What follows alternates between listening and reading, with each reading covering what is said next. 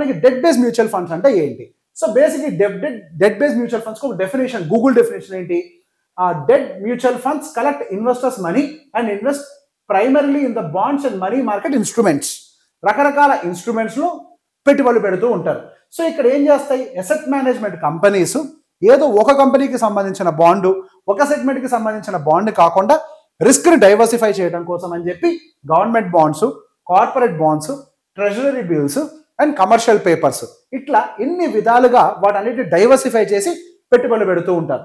Even debt based mutual funds లో కూడా మనకి ఎన్నో కేటగిరీస్ ఉన్నాయి. Short term funds, ultra short term funds, low duration funds, overnight funds, liquid funds, corporate funds, credit risk funds, ఇటువంటి bonds ఎన్నో ఉన్నాయి మనకి.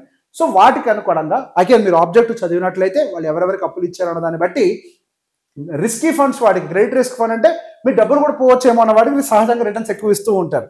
సో అవి 100% పోతాయని కాదులేండి, కానీ there is a probability returns కూడా ఎక్కువగా వస్తూ ఉంటాయి. So basically debt mutual funds లో కొన్ని బేసిక్స్ మీకు ఎక్స్ప్లెయిన్ చేసే ప్రయత్నం చేస్తాను. ఇందులో ఒక టైప్ వచ్చేసరికి మనకి లిక్విడ్ ఫండ్. సో ఈ ఫండ్ యొక్క ఆబ్జెక్టివ్ ఏంటి?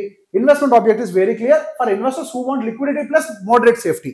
సో మోడరేట్ గా సేఫ్టీ ఉండాలి, లిక్విడిటీ ఈజీగా ఉండాలి అనుకున్న వాళ్ళకి ఈ లిక్విడ్ ఫండ్స్ అనేవి బాగా పనిచేస్తాయి. సో ఈ రెగ్యులేటరీ లిమిట్స్ ఏంటి అని అంటే they invest only in a maturing bonds of 91 days. ఇది SEBI rule.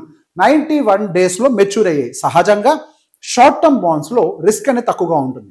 Long term bonds లో ఏం జరుగుతుందో మనం చెప్పలేం.